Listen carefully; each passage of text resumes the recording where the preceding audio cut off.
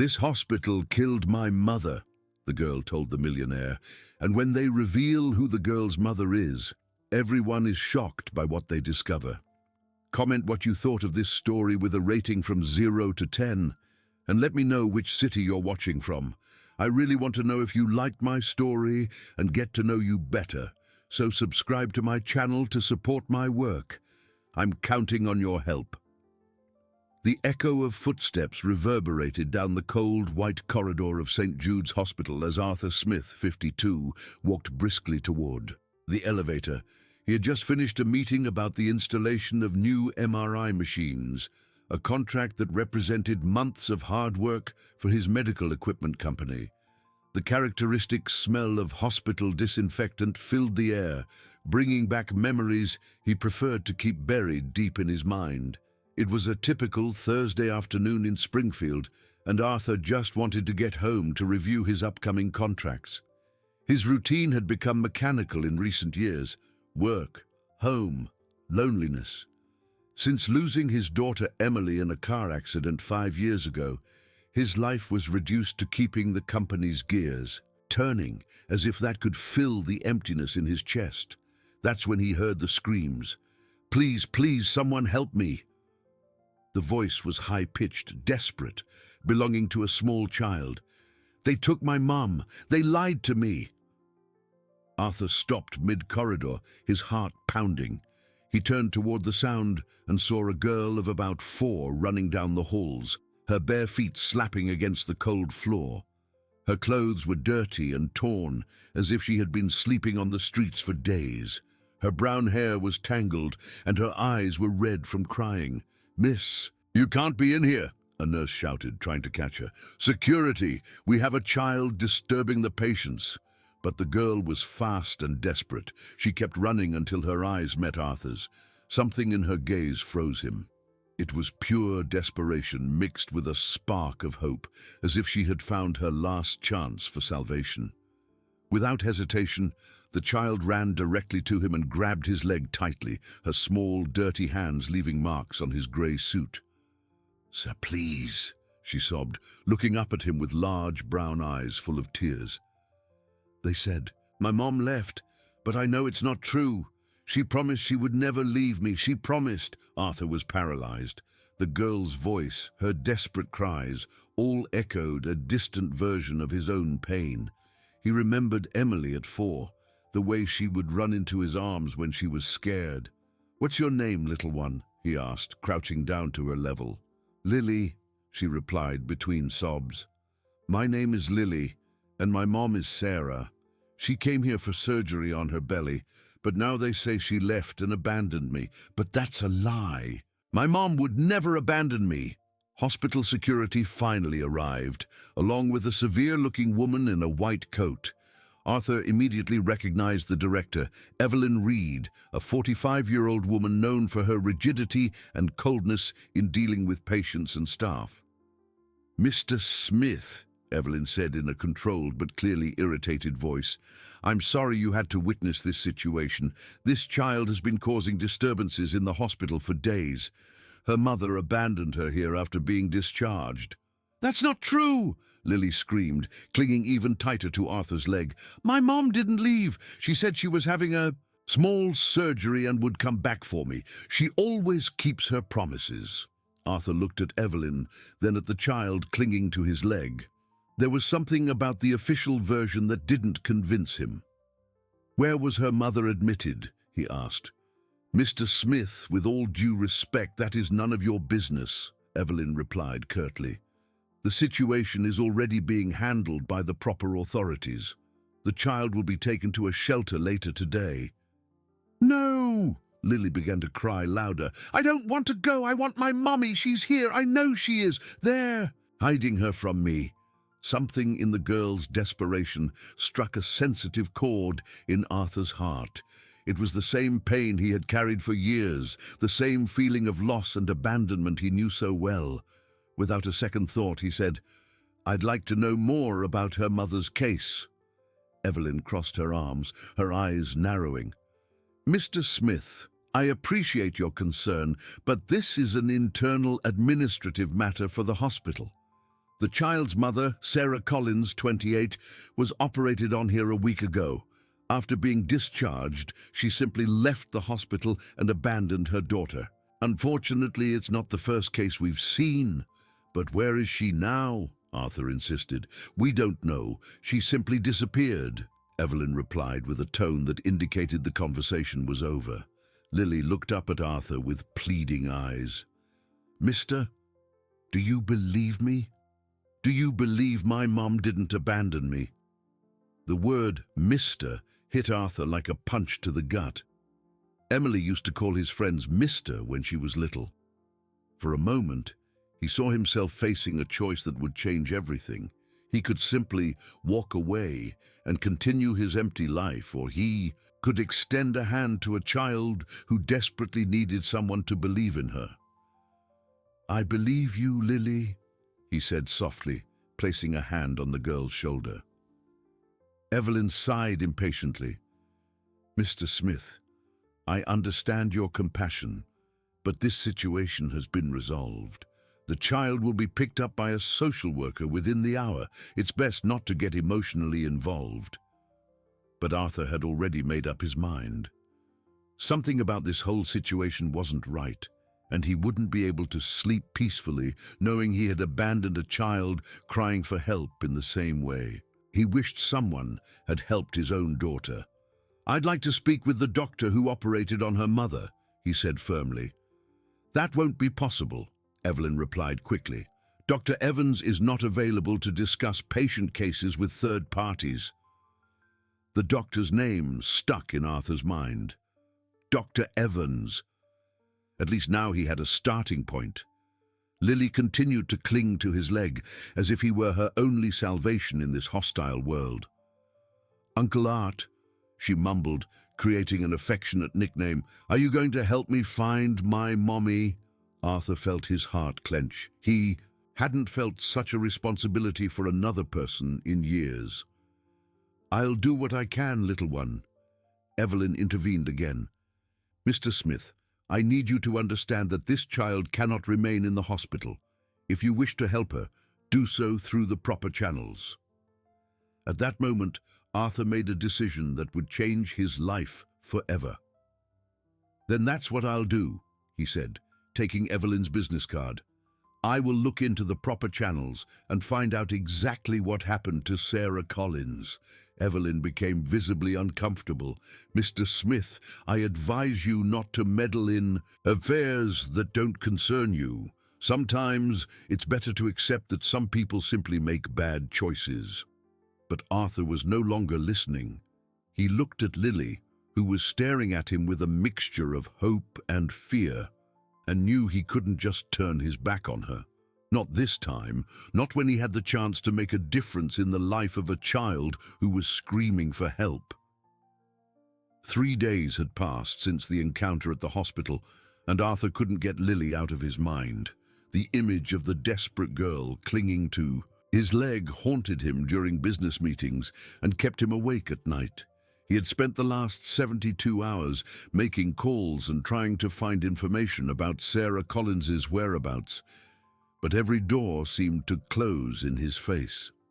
That Monday morning, Arthur parked his car in front of St. Jude's Hospital with a determination he hadn't felt in years. He had made a decision during the night. He would not give up until he found answers. Wearing his best navy blue suit, he walked through the corridors in search of any employee who could give him information about Sarah's case. It was near the employee parking lot that he found Samuel Jones, a 58-year-old black man with graying hair and a kind look in his eyes. Samuel had worked as a security guard at the hospital for over 15 years and knew all the secrets of the place. Mr. Jones, Arthur greeted, approaching the man who was smoking a cigarette during his break. Could I talk to you for a few minutes? Samuel looked suspiciously at the well-dressed businessman. Depends on the subject, sir. If it's a complaint, you have to talk to the administration. Actually, it's about a patient who was here last week, Sarah Collins. Do you remember her? Samuel's face changed instantly. He put out his cigarette and looked around, making sure they were alone. Sarah? Of course I remember. A beautiful young woman, always polite to me. She worked here as a nurse until a few months ago. Arthur felt his heart race. She worked here. Director Reed told me she was just a patient. That's a lie, Samuel replied in a low voice.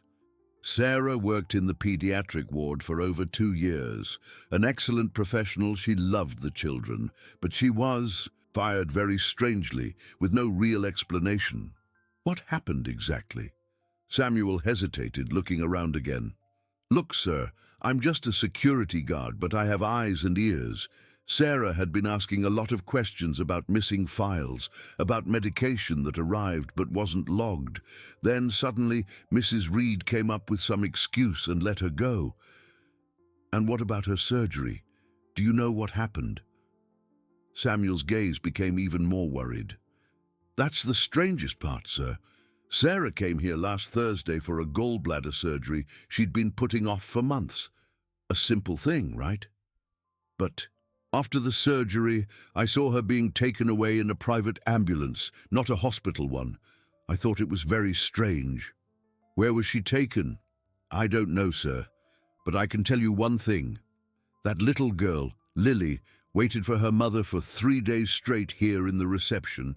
She slept on the benches, ate only what the nurses gave her, until Mrs. Reed had security remove her. Arthur felt a mixture of anger and sadness. Where is Lily now? She was taken to a temporary shelter in the city. Poor thing, she never stopped, asking for her mom. Samuel paused, then whispered, Sir, there's something very wrong happening in this hospital. And Sarah found out about it before she was fired.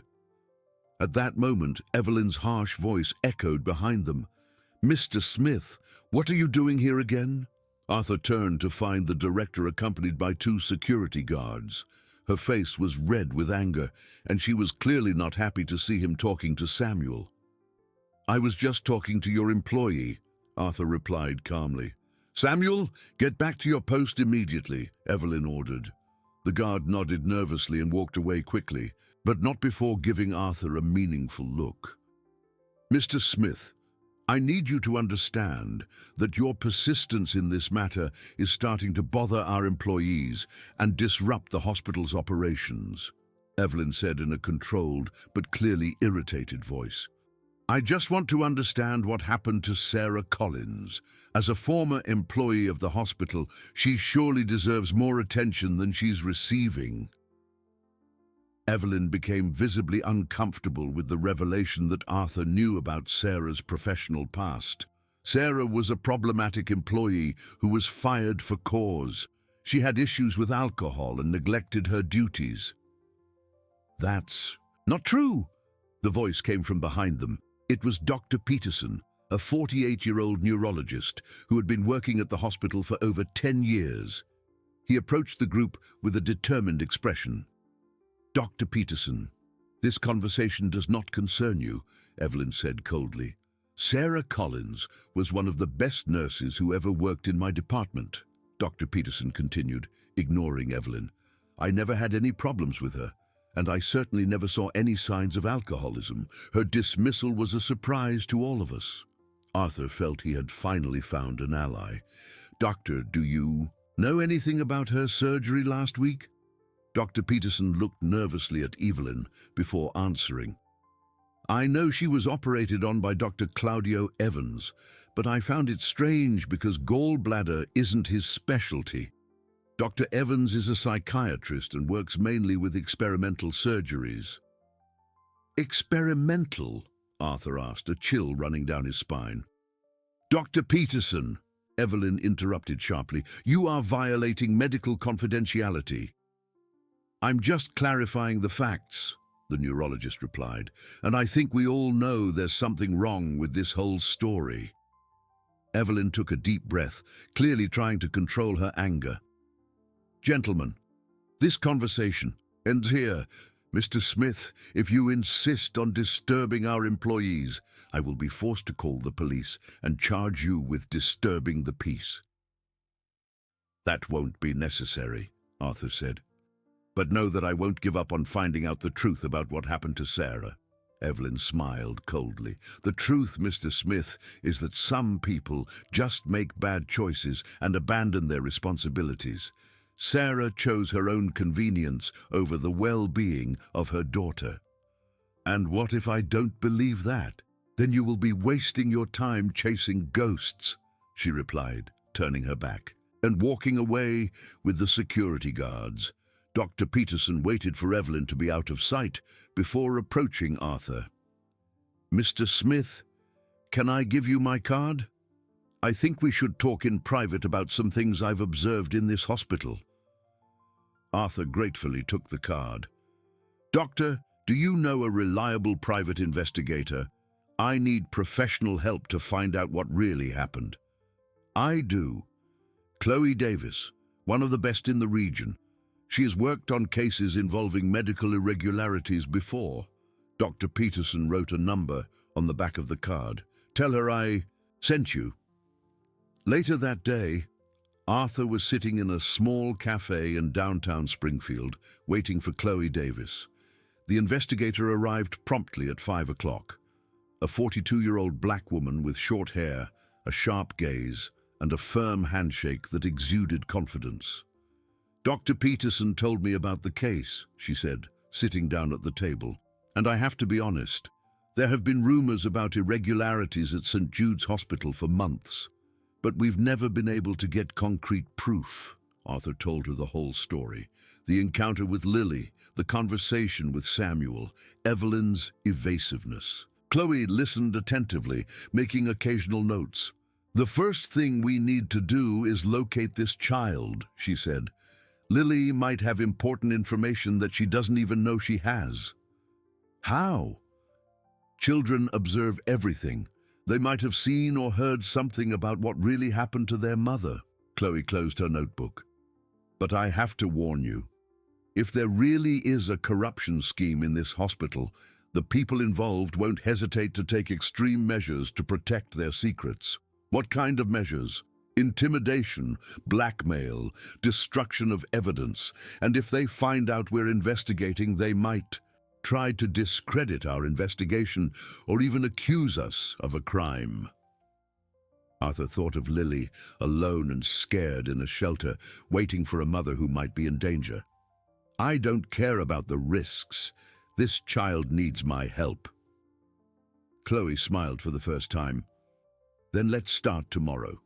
First, we'll go to the shelter to talk to Lily. Then, I'll investigate Sarah's medical records and try to track where she was taken after the surgery." As he walked to his car, Arthur felt a mixture of hope and apprehension.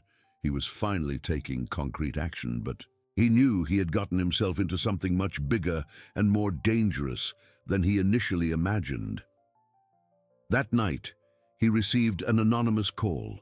The male voice on the other end of the line said only, "Stop asking questions about Sarah Collins, or you'll regret it." The call ended before he could respond. Arthur stared at the phone for long minutes, his heart pounding. Now he was sure he had uncovered something that someone desperately wanted to keep secret. The Hope Shelter was in an old house on the outskirts of Springfield, with peeling walls and a small yard where a few children played under the supervision of overworked caregivers. Arthur and Chloe arrived on Tuesday morning after a sleepless night because of the threatening call. "Remember, we're here as volunteers interested in helping," Chloe whispered as they rang the bell. "Don't mention the investigation." Mrs. Carmen, the shelter's director, a 60-year-old woman with a tired but kind look, received them in the main room. "You want to meet Lily? Poor thing, she's going through a very difficult time. She never stops asking for her mother." When Lily appeared in the room, Arthur felt his heart clench. The girl was thinner, with dark circles under her eyes and a sadness in her gaze that wasn't natural for a 4-year-old. But when she saw him, her eyes lit up. "Uncle Art!" she cried, running into his arms. "You came to get me! Did you find my mum?" Arthur knelt to hug her, feeling a lump in his throat. I'm still looking, little one, but I came here to talk to you about a few things. Lily led him to a corner of the room, away from the other children. Chloe introduced herself as a friend of Arthur's, and the girl accepted her immediately, desperate for any sign of hope. Lily, Chloe began softly, can you tell me about the day your mum went to the hospital? Do you remember anything different? The girl nodded vigorously. Mummy was nervous. She stayed up all night before the surgery, walking around the house and talking to herself. She said she had to tell someone something important after the surgery. Did you hear what she was saying? She was talking about medicine that was disappearing and about a bad woman who was stealing. Mummy said she had proof, but that she needed the surgery. Before she could do anything, Arthur and Chloe exchanged significant glances. Lily, did your mother mention where this proof was? The girl closed her eyes, concentrating. She hid something in our old house before we got evicted. It was something small inside the doll she gave me. What doll? The Amelia doll. Mommy always said she kept our most important secrets. Lily started to cry. But when we left the house, we left her there. Mommy said we'd go back for her after the surgery. Mrs. Carmen approached, concerned about the child's crying. She's been like this for nights, calling for her mother. Sometimes she wakes up screaming that people in white are taking Sarah away. What kind of people in white? Chloe asked. She says they were strange doctors who she didn't know from the hospital. Doctors who spoke quietly and wore different masks. Arthur felt a chill down his spine. Lily, did you see these doctors? Yes, I did, Uncle Art. On the day of the surgery, I was hiding behind a chair in the waiting room. I saw when they took Mommy on a gurney, but she seemed too asleep. And then I saw when they put her in a different ambulance, not the hospital ambulance. How do you know it was different? Because the hospital ambulance is white with a red cross, but this one was grey and it had a weird name written on the side. Chloe took out a piece of paper and a pen. Can you remember the name? Lily frowned, concentrating intensely. It starts with S. Serene Mind Clinic. Arthur and Chloe looked at each other again. A psychiatric clinic. Why would a gallbladder surgery patient be taken to a psychiatric clinic after saying goodbye to Lily with a promise to return soon? The two left the shelter with more questions than answers. In the car, Chloe was already making calls to investigate the Serene Mind Clinic. It's a private clinic specializing in experimental psychiatric treatments, she reported after a few calls, owned by a Dr. Claudio Evans. The same Dr. Evans who operated on Sarah, Arthur murmured. This can't be a coincidence. Definitely not. We'll need to be very careful investigating this clinic. If they're holding Sarah there against her will, they likely have strict security measures. That afternoon, while Chloe investigated the clinic, Arthur decided to go back to St. Jude's Hospital to try to find Dr. Peterson again. But when he got there, he discovered that the neurologist had unexpectedly taken a medical leave. Dr. Peterson said he had urgent family matters to attend to, a nurse explained. He left yesterday in a real hurry. Arthur knew it wasn't a coincidence. Dr. Peterson had been intimidated, or worse. As he walked through the corridors, trying to think of his next step, he bumped into Samuel near the cafeteria. "Sir," the guard whispered, looking nervously around, "I need to talk to you, but not here." They met, an hour later in a small park, far from the hospital. Samuel was visibly frightened, his hands trembling as he lit a cigarette. "Sir, they found out we talked yesterday. Mrs. Reed called me into her office this morning, along with two men I'd never seen before. They said if I keep talking about Sarah, I'll lose my job and maybe worse." "Samuel, I'm so sorry for putting you in this situation." "Don't worry, sir, but there's something I have to tell you, even if it's risky." Samuel took a deep drag. "Last night I stayed at the hospital late to work overtime. I saw Mrs. Reed in her office talking to Dr. Evans. The door was ajar and I could hear part of the conversation. What were they talking about? Dr. Evans was nervous, saying that the procedure on Sarah had gone wrong, that she was waking up too early and starting to ask questions. Mrs. Reed told him to increase the dosage until she forgets everything. Arthur's blood ran cold. They're drugging Sarah? It seems so, sir. And there's more. Dr. Evans said there are other patients in the same situation, people who found out things they shouldn't, or have. He called it the forgetting program.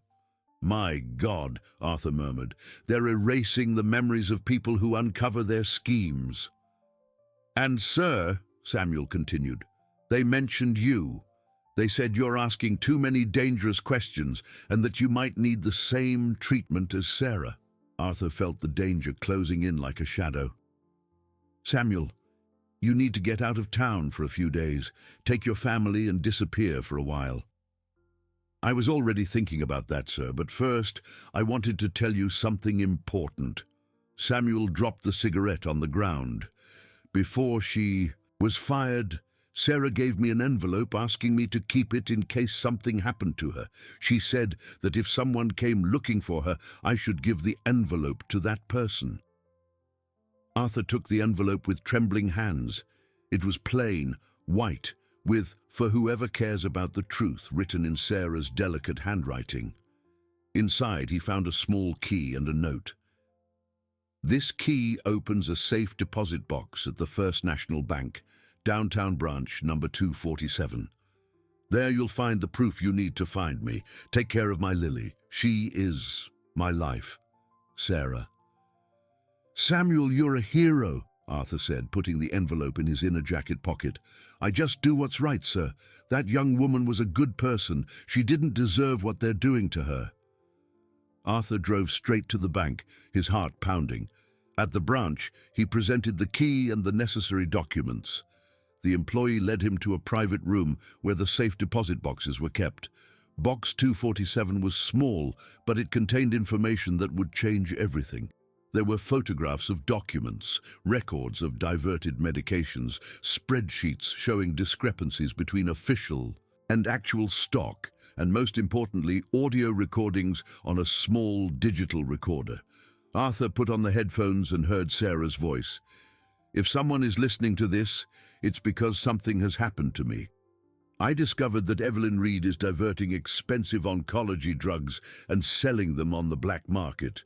Dr. Evans helps her by forging prescriptions and creating phantom patients. They've already stolen hundreds of thousands of dollars in medicine that should be saving lives. The recording continued with shocking details, names of accomplices, transaction dates, locations where the drugs were sold. Sarah had risked everything to expose this scheme, but the most disturbing part came at the end. I found out they have a silencing protocol for employees who uncover the scheme. They use experimental drugs to cause permanent amnesia. They've already done this to at least 3 people in the last 2 years. If something happens to me, look for me at the Serene Mind Clinic. That's where they take the victims. Arthur left the bank with the evidence, but also with the terrible certainty that Sarah was being held against her will, being drugged to erase her memory. And worse, now he was also in the crosshairs of people willing to do anything to protect their secrets. When he got home, he found his medical equipment company completely ransacked, drawers open, files scattered, computers on. A message was written on the bathroom mirror. "Stop now, or you're next." Arthur picked up the phone and called Chloe. "They broke into my house. They know we're close to the truth." "Arthur, I got information on the Serene Mind Clinic. Sarah is there, registered as a psychiatric patient with dissociative disorder. Officially, she was admitted for a suicide attempt after abandoning her daughter. It's all a lie. I have the proof she left. Chloe, we need to get her out of there before it's too late. It's going to be dangerous. If they find out we know where she is, they could move her or worsen her condition." Arthur looked at his destroyed home, thought of Lily waiting for her mother in the shelter, and made a decision that would change everything. Then we'll have to be smarter than them. Chloe's plan was risky, but it was their only chance. She had managed to infiltrate the Serene Mind Clinic as a freelance journalist interested in doing a story on innovative psychiatric treatments. Dr. Claudio Evans, proud of his work, had agreed to an interview on Friday morning. Arthur waited in the car 3 blocks from the clinic with the recorder of Sarah's evidence and a copy of all the documents she had saved. If something went wrong, at least the proof wouldn't be lost. His phone vibrated. A message from Chloe. Found her. Room 12, 2nd floor. Serious condition. Meanwhile, inside the clinic, Chloe followed Dr. Evans down the white aseptic corridors, listening to his explanations about the revolutionary treatments he was developing. The doctor, a 45-year-old man, with graying hair and thick-rimmed glasses, spoke enthusiastically about his methods for resetting traumatic memories. We've developed a protocol that allows us to selectively erase specific memories, he explained, stopping in front of a door with frosted glass. It's especially useful for patients with severe trauma or information that causes extreme mental distress. Chloe felt a chill down her spine. And how does it work exactly? We combine deep sedation with experimental drugs that interfere with the protein formation responsible for memory consolidation. In more complex cases, we use targeted electrical stimulation. Can I meet some of the patients, Doctor? Evans hesitated. We have a very interesting patient. She arrived here a week ago with severe paranoid delusions. Believed she was a nurse who had uncovered some kind of conspiracy. A classic case of late-onset postpartum psychosis. They stopped in front of room 12. Through the glass, Chloe saw a young woman lying in bed, connected to several machines. Even with her face swollen from the medication, she recognized Sarah from the photos Arthur had shown her. Sarah Collins, Dr. Evans said. When she arrived here, she was completely detached from reality, talking about stolen medicine, secret recordings, total nonsense. But with our treatment, she's much calmer now. Does she remember her daughter? Ah, that's interesting. Initially, she was constantly screaming for a child named Lily, claiming to be her mother. But that's precisely the traumatic memory we're working to erase. A woman with mental problems shouldn't carry the guilt of having abandoned a child. Chloe had to control herself not to explode. And what if it wasn't a delusion? What if she really had a daughter? Dr. Evans laughed condescendingly. Impossible. We checked the records. Sarah Collins never had any registered children. Besides, the child she mentioned doesn't exist in our systems. At that moment, the pieces clicked into place in Chloe's mind. They weren't just erasing Sarah's memory. They had also altered official records to make it seem like Lily never existed. Doctor, can I ask the patient a few questions for the story? Of course, but she may not respond coherently. We're increasing the dosage today to eliminate the last remnants of the problematic memories. When they entered the room, Sarah was semi-conscious, but her eyes moved toward the visitors. Chloe approached the bed while Dr. Evans checked the equipment. Sarah, Chloe whispered, my name is Chloe. Lily is fine. We're here to take you home. Sarah's eyes widened, a spark of recognition shining through the fog of sedatives. Lily, she murmured weakly. My girl. Dr. Evans turned around quickly. Interesting. Even with the high dosage, she still reacts to that name. We'll have to use more intensive methods. What kind of methods? Chloe asked, sensing the danger in the air. Targeted electroshock therapy. More effective, but with some risks of permanent damage. Dr. Evans smiled coldly. Of course, that will be off the record for your story. At that moment, Nadia understood the magnitude of the conspiracy. Dr. Faraz was not only treating Dalila, he was deliberately destroying her mind to protect Solange's scheme. Doctor, I need to use the restroom, Chloe said, forcing a smile.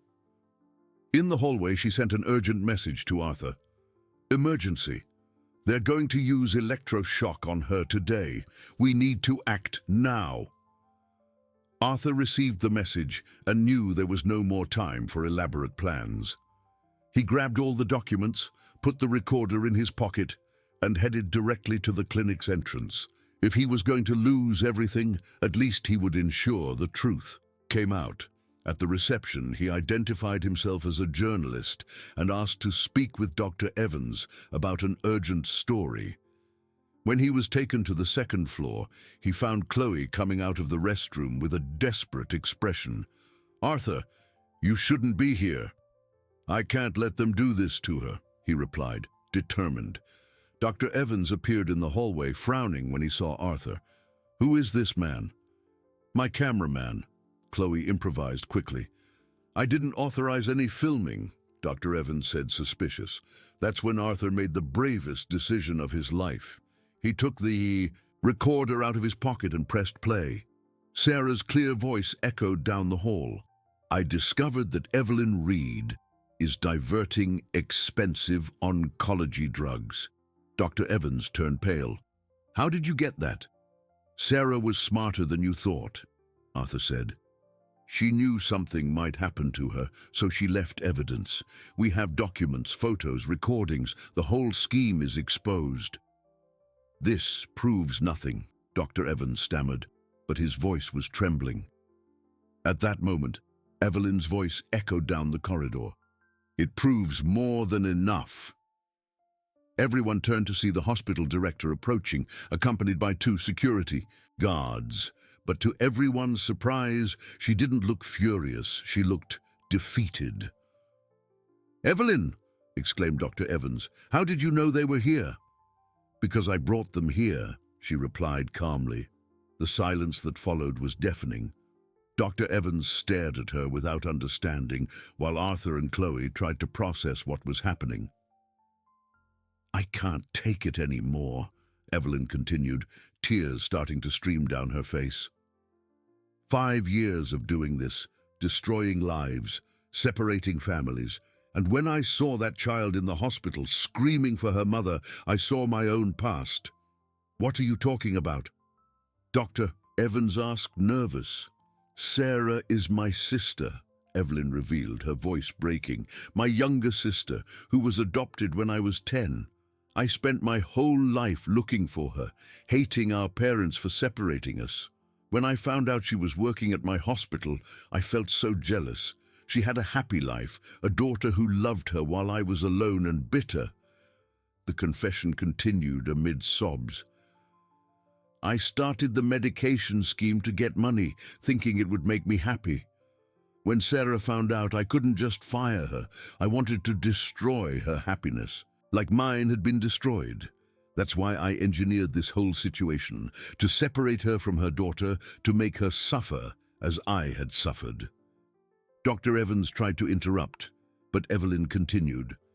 "But when I saw Lily in the hospital, screaming desperate, that was me at 4 years old, screaming for a sister I never saw again. I can't live with this anymore." Arthur felt a mixture of anger and understanding. "Where is Sarah now?" "In that room," Evelyn pointed. "But Claudio gave her too many drugs. She might have permanent memory damage." "You're crazy!" yelled Dr. Evans. "You're destroying everything we built." "No," said a faint voice from the room. "You destroyed everything." Everyone turned to see Sarah leaning against the doorframe, weak but conscious. "I stopped taking the medicine 2 days ago. I hid the pills under my tongue and spit them out when no one was looking. My memory is slowly coming back." "Lily, where is my Lily?" she asked, desperate. "She's safe," Arthur replied, approaching to support her. "She's in a shelter waiting for you." Sarah collapsed in tears. "I thought I'd never see her again. I thought you were going to make me forget her forever." Dr. Evans tried to run, but the private investigators Evelyn had brought with her detained him.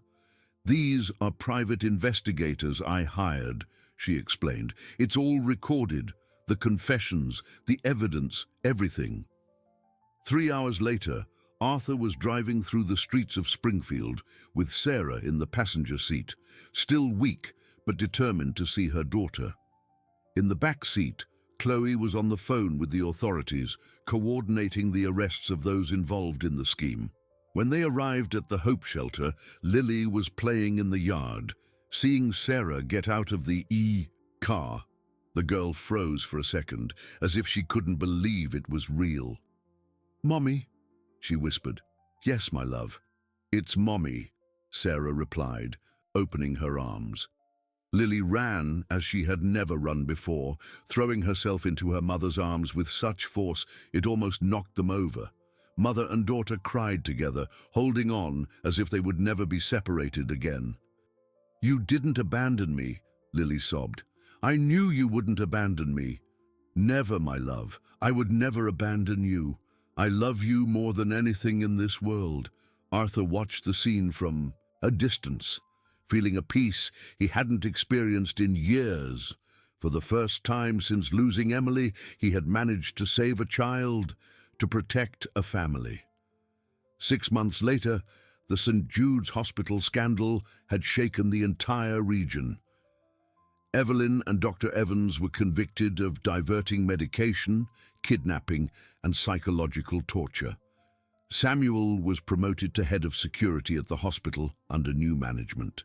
Sarah had fully recovered and resumed her career as a nurse at another hospital. Lily was attending daycare and had returned to being a normal, happy and smiling child. And Arthur had found a new family. Sarah and Lily visited him every weekend, and the girl continued to call him Uncle Art. He had created a scholarship fund in Emily's name to help underprivileged children like Lily. On their last visit, while Lily played in his garden, Sarah approached him. "Arthur, I can never thank you enough for believing in her, for not giving up." "She saved me too," he replied, watching Lily chase a butterfly. "She taught me that I can still make a difference in someone's life." Lily stopped playing and ran to them. "Uncle Art, will you always be here for us?" Arthur crouched down to her level, looking into the same big, expressive eyes that had touched him that first day in the hospital. "Always, little one. Forever." And for the first time in 5 years, Arthur Smith smiled a genuine smile, knowing that he had found his redemption in the unconditional love of a child who simply needed someone to believe in her. If you like this video, please subscribe to my channel. I promise to bring you videos every day that will make your life happier. Comment what you thought of my story with a rating from 0 to 10, and thank you very much.